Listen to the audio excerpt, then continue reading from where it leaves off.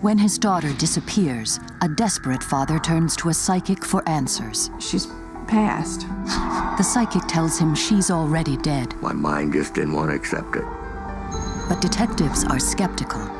As a detective, I have to look at hard, plain facts. But as her visions begin to ring true, they bring a warning. How she be in trouble? I really feel panic. Same guy that killed Stacy is gonna kill again. Can the psychic lead police to a killer before it's too late?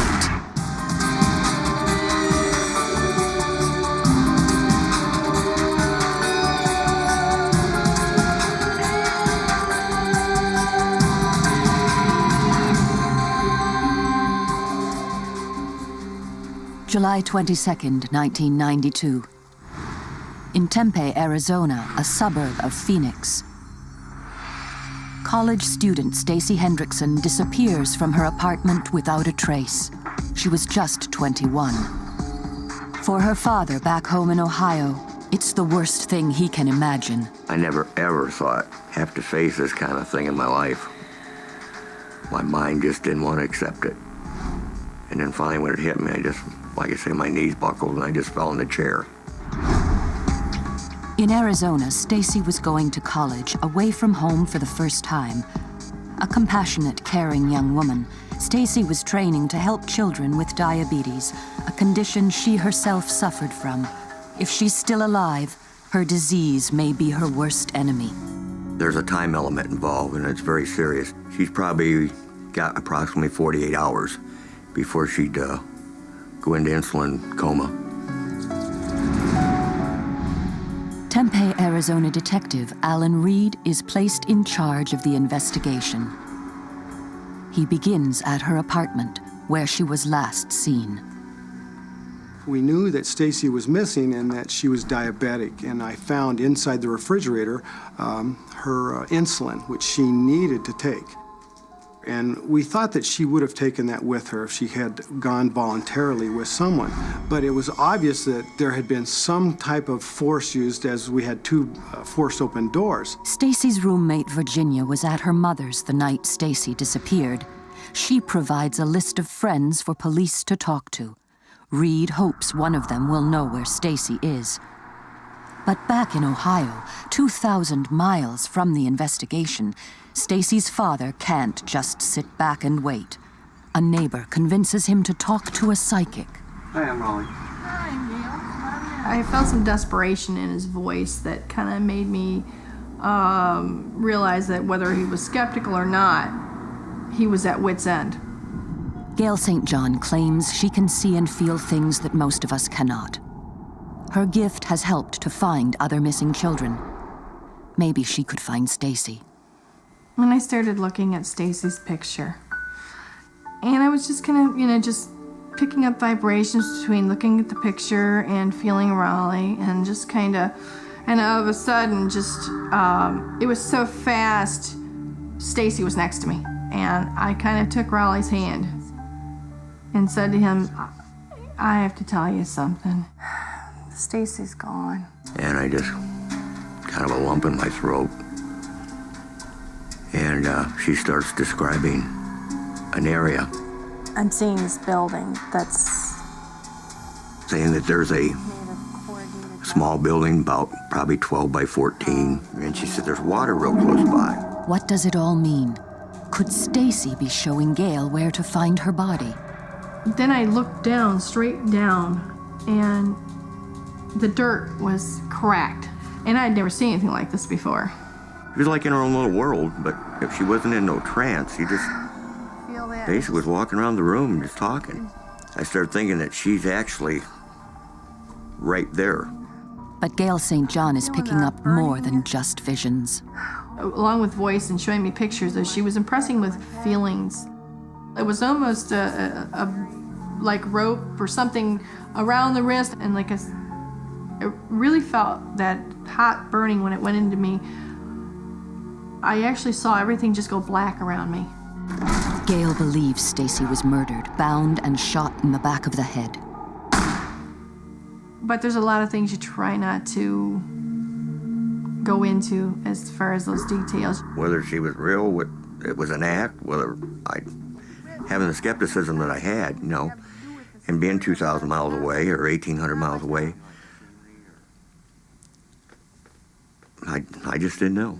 I couldn't say it was for real or it wasn't at that point in time.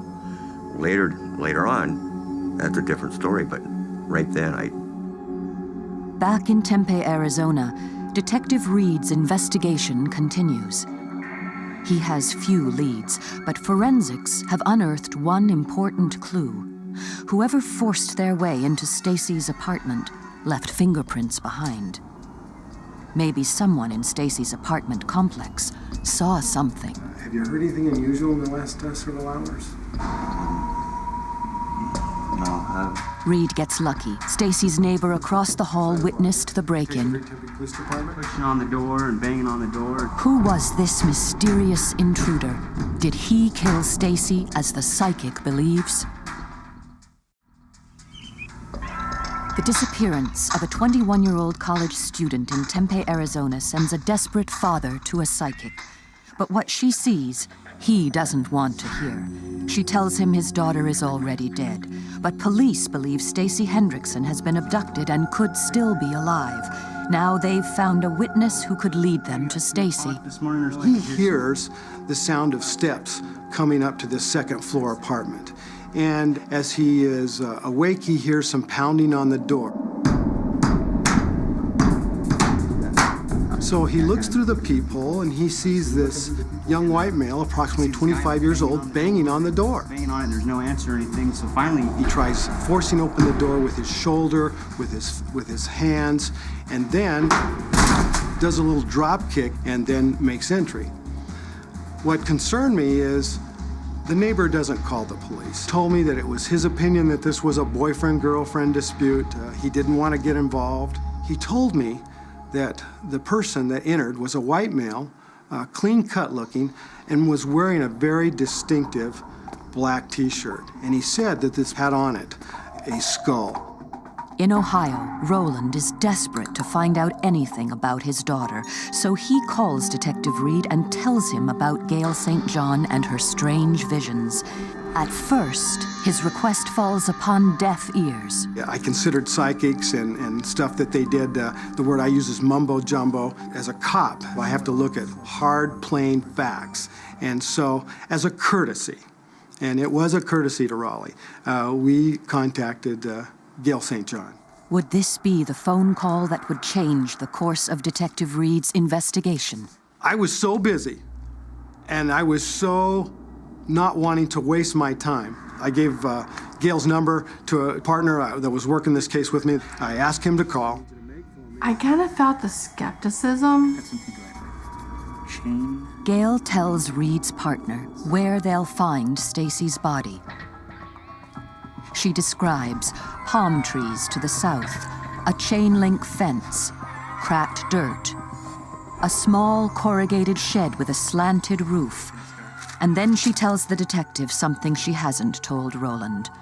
Gale believes Stacy was murdered, shot in the back of the head. When I first told him that you're dealing with a murder rather than an abduction, he was kind of hesitant.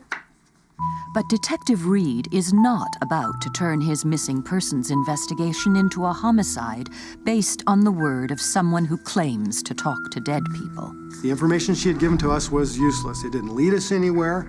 We couldn't put that information out on a police radio or even begin to look anywhere. And at this point, we don't even have a body. We don't even have a victim.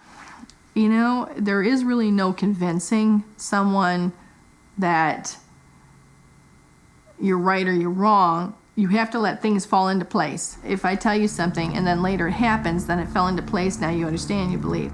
2 days later, after the call, something does happen. Something that will change Reed's skepticism forever. A city worker finds a body in a dumpster next to the Tempe Canal. This was just another routine, if you will, death call for me. But as I drove down that canal road, I start to remember, all right, now, Gale said it was near water. Well, the canal's full of water. I get out of my police car and I see palm trees to the south. I look down and I'm walking on cracked earth. And oh my gosh, I see a rolling machine, which is a conveyor belt. And this machine specifically removes debris from the canal as it floats down and places that debris into a dumpster.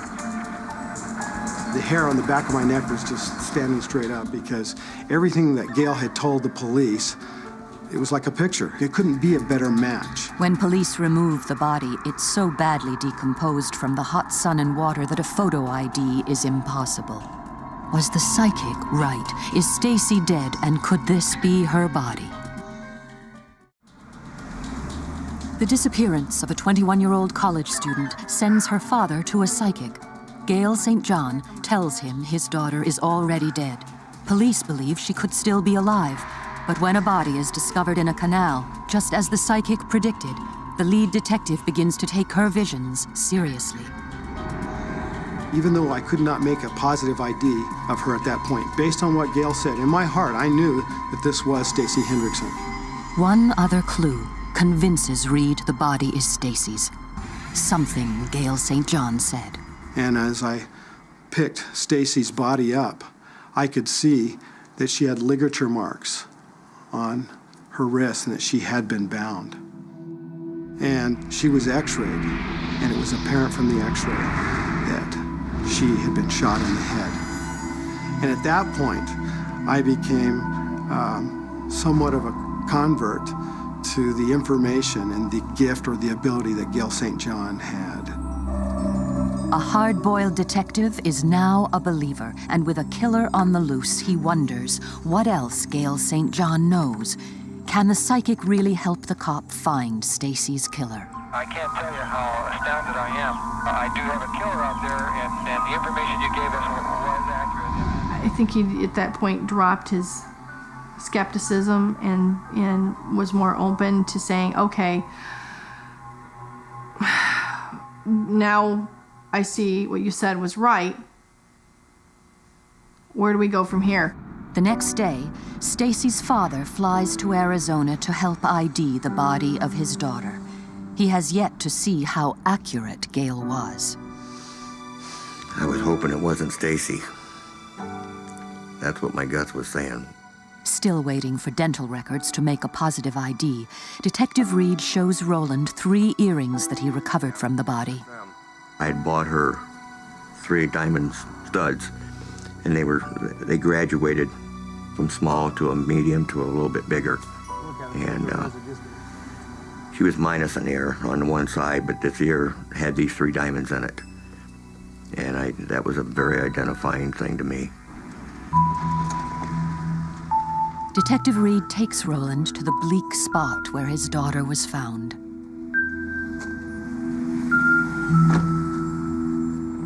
When we got there, he was amazed. He was amazed at what he saw, that were really exactly as Gale had said.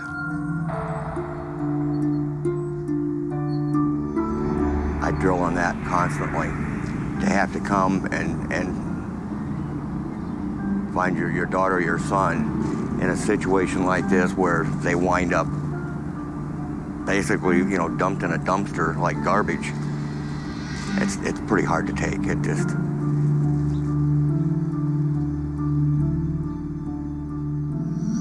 Once we had recovered Stacy's body, I can't begin to describe the pressure then that begins. Just as Gale St. John predicted, Detective Reed has a homicide on his hands. Reed now follows up on dozens of leads, but none lead to a suspect. The psychic was right about where Stacy's body would be found and the terrible way in which she died. Detective Reed, Days after discovering the body, Reed gets a disturbing call from Gale. I really feel panic. I feel panic. She says the killer is about to strike again. the same guy that killed Stacy is gonna kill again. Who's he gonna kill? Virginia. I mean, she's real specific. I'm feeling terrible panic now. Stacy's just going wild here, trying to describe what's happening and what's going to happen, and the roommate's life is in danger. She's going to go see this guy, and she's just going so fast. I'm trying to absorb it, and of course, the detectives, are you still there? Well, yeah, but I'm trying to listen to your conversation and hers. And sometimes you feel like you're halfway between two worlds. And part of me goes, this is pretty outlandish. The other part of me says, you know what? I can't disregard it. Look what happened when we went to the scene and found all those things she said. Reed heeds Gale's warning and asks Virginia, Stacy's roommate, to come down to the station. Gale has also told him that Virginia knows the killer and is reluctant to make him a suspect. And about an hour ago. And then I look at her in the eyes, and I said, I just got a call from Gale St. John. And she says that the same person who took the life of your friend is going to kill you tonight. In Tempe, Arizona, a missing persons case has become a full-scale homicide investigation. Eerily, psychic Gale St. John predicted that 21-year-old Stacy Hendrickson had been murdered days before police found her body. Now, Gale is warning police that the killer is about to kill again. She says that Stacy's spirit has told her that the next victim will be her roommate, Virginia. I tell her that Stacy's father had contacted a lady who has a gift. And as I'm talking to Virginia, I'm placing the Polaroids in front of her. And then I look at her in the eyes, and I said, I just got a call from Gale St. John. And she says that the same person who took the life of your friend is going to kill you tonight. And when I said those words, the blood drained out of her face. She turned white, and she teared up. And I'll never forget, she immediately said to me, check out John, check out John. John Adams is a 26-year-old manager of a local fast food restaurant. Adams met both Stacy and her roommate just a few weeks before Stacy was killed. Incredibly, Virginia has a date with him that very night. With no time to lose, Reed tracks down Adams at his workplace. If Gale is right, this man's prints should match the set left on Stacy's door. He was very cordial, and he was very cooperative. He told me that he knew Stacy. He told me that he was dating Virginia. I saw no sign of emotion from him. I asked him if he could assist me in the investigation by allowing me to take his photograph and also to take a sample of his fingerprints. The prints turn out to be a perfect match, but that's not enough to charge Adams. There's no murder weapon, and nothing as yet that links him to the shooting. And Gale St. John she's done her job, and it's now my job to build a factual case of things that people understand in court that I can use to put him away. Reed's hard work finally pays off. Adams does own a skull t-shirt that matches the one the neighbor saw the man banging on Stacy's door wearing. Not only that, but it turns out that Adams had recently bought a gun, the same caliber as the murder weapon. Armed with the new evidence, Reed pulls Adams in for questioning. Once again, Gale St. John's eerie predictions are confirmed. So everything is now just adding up. Everything points to John Adams. And I need to convince him to make this right, to tell the truth. We began the interview and talking about, really, John. In the back of my mind is a warning that I received from Gale St. John. And she has told me I need to be very careful with him. John is full of rage and anger, but she tells me that he can change from this nice, courteous young man to a raging bull. I need you to know that. And at a certain point in the interview, I could tell that John was ready to talk. John began to weep. He did tell me at that point that he did kill Stacy Hendrickson. He did what? That this was a murder, and I would have to charge him with a murder. In the twinkling of an eye, and becomes this raging bull and attacks me. No! No! Again, what Gale St. John had said was true. This man attacked me. John Adams is charged with the murder of Stacy Hendrickson, and he eventually makes a full confession. In court, the final terrible moments of Stacy's last night alive were revealed. On July 22nd at 2 a.m., Adams arrived at Stacy's apartment, fueled on drugs and alcohol. He banged on the door, kicked it in, and chased Stacy into the bedroom. There, he shot her in the back of the head, her pillow muffling the sound of the bullet and the bedsheets catching the spray of blood. Adams then wrapped her body in the blood-stained sheets and dumped the evidence in the Tempe Canal. Days later, it was siphoned from the water and deposited in a dumpster, the exact location described by Gale St. John. I went on to work homicide almost 10 years, and in those 10 years, I never, ever dealt again with someone like Gale St. John. Stacy saved her roommate's life. That's what it boils down to. If she hadn't said it to me, if she hadn't got that across to me, then we would have had another murder. In court, Adams pleads guilty to manslaughter and is sentenced to 29 years in jail. I feel you'd have to be a little crazy to do something like that, but I don't know how they feel. What promotes them thoughts to do things like that to some innocent person? After all, she was in her room, in her own bed, sleeping. She wasn't bothering anybody. Why?